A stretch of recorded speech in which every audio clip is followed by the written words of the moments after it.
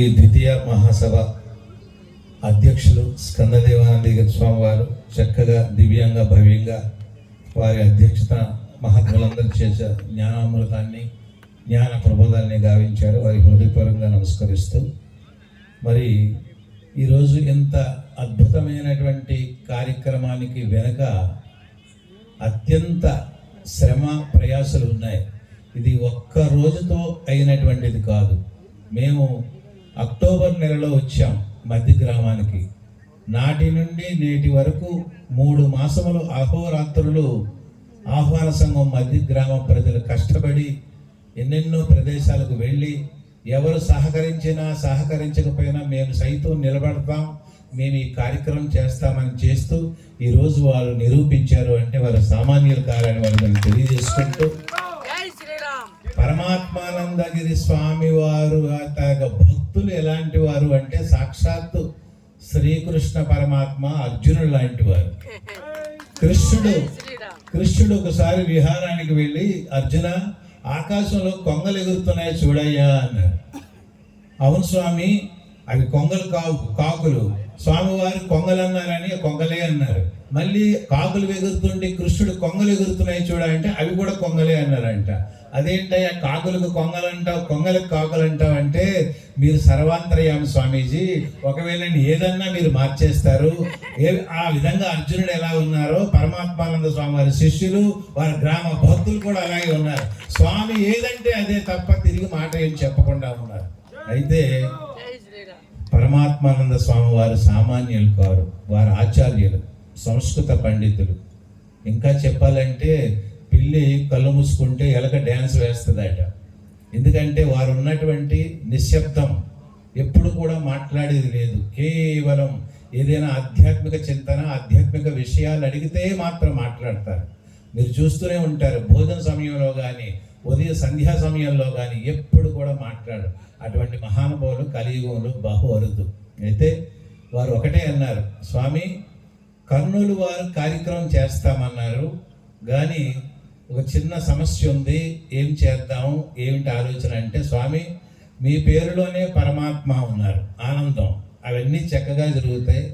నా విన్నపం ఏంటంటే ఆంధ్ర రాష్ట్రంలో ఏదైనా విజయ పతాకం ఎగరాలి అంటే ఉత్తరాంధ్ర నుండే ప్రచారం చేసుకొచ్చి ఎంతో మంది నాయకులు గద్దెక్కారు.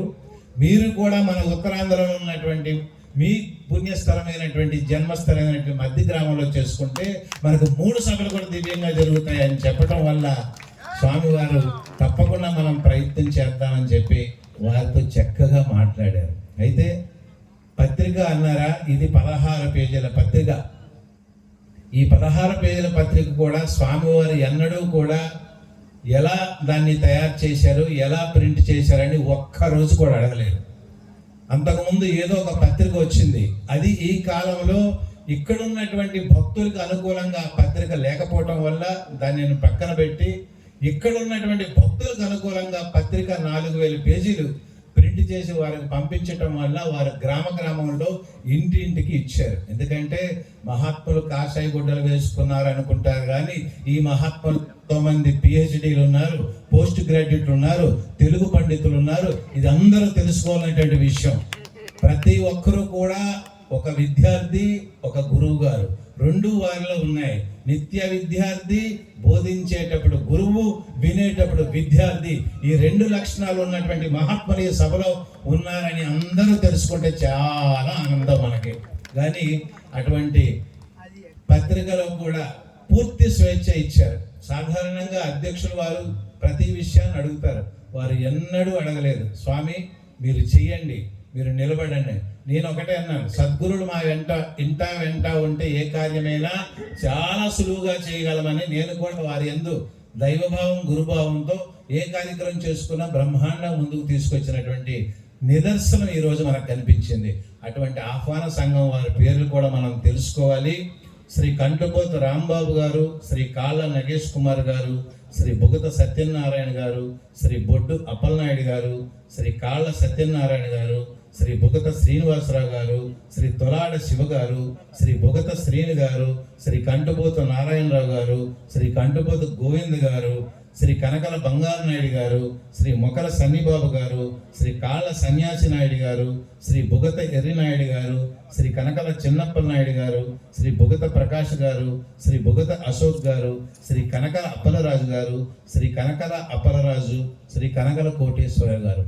ఇంకా మనందరం ఒక విషయం ఆలోచించవలసింది ఏంటంటే, ఇటువంటి భవ్యమైన దివ్యమైన ఆధ్యాత్మిక వేదాంత కార్యక్రమం మనం జరిపించాలి అంటే గ్రామంలో ఉన్న వారందరము కూడా ఒక్క త్రాటిపై సమైక్యతో మనం చెయ్యాలి.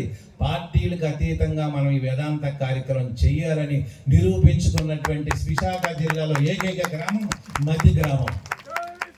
ఎన్నో గ్రామాలకు వెళ్ళాం. జై శ్రీరామ్. అందరూ కూడా ఇటువంటి ఏ పార్టీలు కూడా అభిప్రాయాలు లేకుండా చక్కగా ప్రతి ఒక్కరు కూడా ఉదయం మా మహాత్ముల కంటే ముందే వాళ్ళు 4 గంటల కంటే 5 గంటలకు వచ్చి ఇక్కడ కార్యక్రమాలు చూస్తున్నారు అంటే వారికి గురువుల యందు ఆధ్యాత్మిక కార్యక్రమాల యందు ఎంత భక్తి ఉన్నది అంటే వారు అనేక జన్మల్లో చేసుకున్నటువంటి పురాకృత పుణ్యఫలమని సభాముఖంగా తెలియజేసుకుంటున్నాను.